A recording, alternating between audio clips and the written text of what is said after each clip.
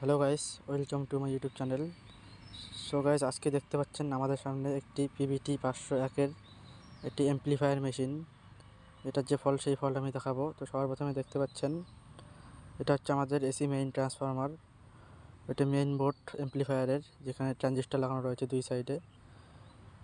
ও এখানে driver board রয়েছে, দেখতে পাচ্ছেন এটা ড্রাইভার বোর্ড, তার সাথে ভূমিটার একসাথে আছে। এটা আমাদের অডিও ট্রান্সফরমার। তো ফ্রেন্ডস, এটার যে প্রবলেম সেই প্রবলেম আমি আপনাদেরকে দেখাবো। তো এই প্রবলেম দেখানোর জন্য আমি সর্বপ্রথম এসি 200 বাল্ব আমি সিরিজে রেখেছি। এটাতে আমি এসি লাইন ইনপুট করব। তো আমি পাওয়ার অন করলাম, দেখতে পাচ্ছেন পাওয়ার এলইডি অন হয়েছে, গ্লো করেছে, কিন্তু আমাদের অ্যাম্প্লিফায়ারে শর্টিং প্রবলেম। দেখতে পাচ্ছেন আমাদের 200 ওয়াটের ল্যাম্প ফুল গ্লো হচ্ছে। আমাদের অ্যাম্প্লিফায়ারে শর্ট প্রবলেম রয়েছে। এখানে একটি রেকটিফায়ার দেখতে পাচ্ছেন। তো এই রেকটিফায়ার যে আমার কাছে মেশিনটি নিয়ে এসেছে অ্যাম্প্লিফায়ারটি, সে চেঞ্জ করেছে, নতুন রেকটিফায়ার লাগিয়েছে। তো এটা রেকটিফায়ারের সমস্যা নয়, এটা হচ্ছে আমাদের এই ড্রাইভার বোর্ডের সমস্যা। এই ড্রাইভার বোর্ডে এখানে দেখতে পাচ্ছেন একটি রেজিস্টার, যেটার ভ্যালু হচ্ছে 10 ওহমস। এই রেজিস্টার পুড়ে গেছে, ভালো করে দেখে নিন। ও তারপরে এখানে একটি ডায়োড দেখতে পাচ্ছেন, 4007 নাম্বারের ডায়োড। এখানেও সেম একই 4007। দেখুন, ডায়োড শর্ট হয়ে ফেটে গেছে, বার্ন হয়ে গেছে। তো অ্যাট ফার্স্ট আমি এই ডায়োড দুটো, এই ডায়োড ও ওই ডায়োড, তার সাথে এখানে যে রেজিস্টার আছে সেটাকে আমি ওপেন করে নেব। ওপেন করে নেওয়ার পর এখানে যে ট্রানজিস্টার লাগানো রয়েছে সেই ট্রানজিস্টারগুলোকে আমি চেক করব। চেক করার পর আমি আপনাদেরকে দেখাবো।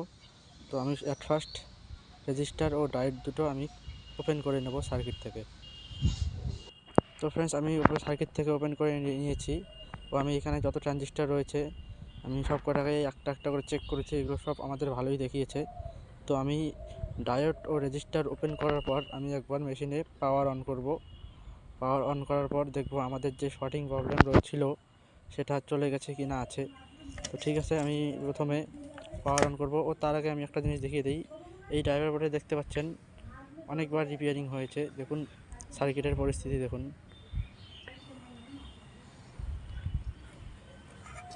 তো আমি এখানে আগে পাওয়ার দেবো ও আমি দেখব আমাদের যে শর্ট যে ছিল সেই শর্টিং প্রবলেম চলে গেছে কি না। তো দেখতে পাচ্ছেন পাওয়ার অন করেছি। আমাদের যে এসি কুলিং ফ্যান সেটি রান হয়েছে। আমাদের সিরিজ ল্যাম্প দেখুন হালকাগুলো, যেটা আর কি নর্মালি হয়। তো আমাদের শর্টিং চলে গেছে। তো আমি এখানে আবারও যে যে জিনিসগুলো আমি খুলেছি সেখানে আবার আমি নতুন করে লাগিয়ে দেবো দুটো 4007 ডায়োড, আর একটি হচ্ছে 10 ওহমস রেজিস্টার, যেটার 10 ওহমস 1 ওয়াট রেজিস্টার। তো আমি এখানে ইনস্টল করব। তো ফ্রেন্ডস, দেখতে পাচ্ছেন আমার হাতে একটি 1 ওয়াট 10 ওহমসের রেজিস্টার। এটাকে আমি এখানে ভালো করে লাগিয়ে সোল্ডারিং করে দেব।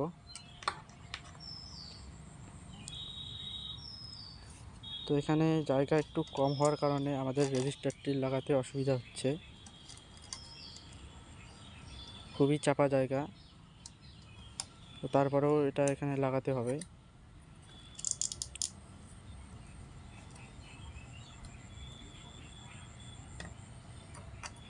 তো ফ্রেন্ডস, আমি রেজিস্টার সার্কিটে লাগিয়েছি। এরপরে দুটো ডায়োড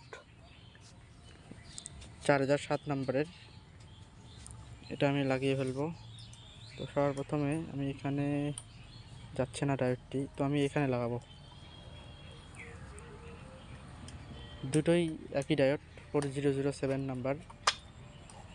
তো আপনি যখন ডায়োড লাগাবেন তখন অবশ্যই ডায়োডের অ্যানোড ও ক্যাথোড দেখে লাগাবেন। যদি ভুল করে উল্টো পাল্টো লাগান তাহলে হয়তো আবার সার্কিটে কোনো সমস্যা দিতে পারে। তো লাগানোর সময় অ্যানোড ও ক্যাথোড দুটোই দেখে লাগাবেন।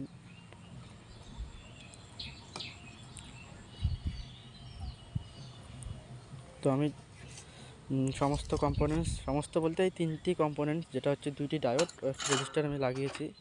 এবারে এখানে ভালো করে সোল্ডারিং করে দেব।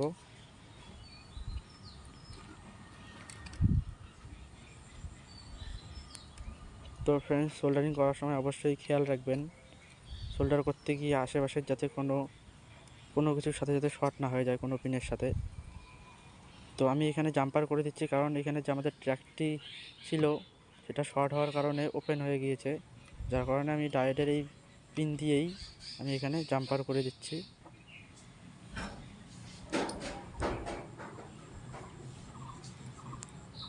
তো জাম্পারটি ভালো করে দিতে হবে, ভালো করে জাম্পার করে দিতে হবে ভবিষ্যতে যাতে আমাদের কোনো রকম সমস্যা না দেয়।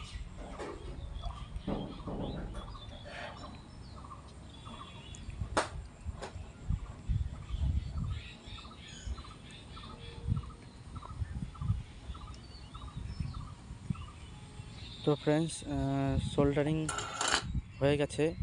এবারে যে পিনগুলো রয়েছে সেই পিনগুলোকে আমি কেটে ফেলবো। তো আমার কাছে কাটারটি বর্তমানে নেই, যার কারণে আমি কাঁচি দিয়ে কেটে দিচ্ছি।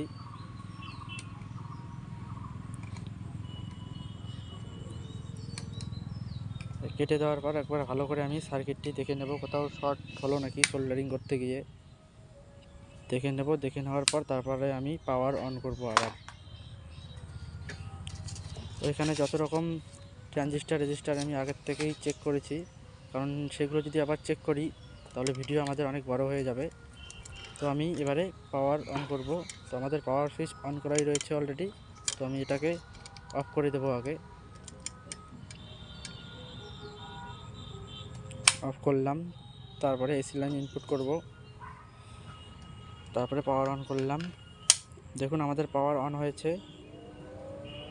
আমি একবার, আমার কাছে যেহেতু স্পিকার নেই, আমি একবার অডিও লাইনে চেক করে দেখাবো। দেখুন আমাদের সিরিজ ল্যাম্প একদম ঠিক রয়েছে, কোনো রকম শর্টিং নেই। তো আমাদের যে ভূমিটারটি রয়েছে, যেটা হচ্ছে এলইডি বিলিং হয়, গান যখন মিউজিক যখন চালু হয়, ভূমিটার যেটাকে আমরা বলি। এখানে আপনারা লক্ষ্য করবেন আমি অডিও লাইনে হাত দিয়ে অডিও দেখব আমাদের অডিও হচ্ছে কি না। তো অডিও হলে এখানে এই লাইটগুলো জ্বলবে, জ্বলানেবা করবে আর কি। তো আমি ভলিউমটি একটু বাড়িয়ে দিলাম, এরপরে আমি অডিও লাইনে হাত দেবো। দেখুন হাত দেওয়ার সাথে সাথেই আমাদের পুরো লাইট বিলিং হচ্ছে।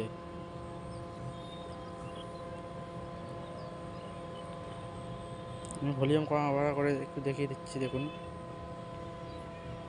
তো আমাদের যে প্রবলেম ছিল সেই প্রবলেমটি সলভ হয়েছে।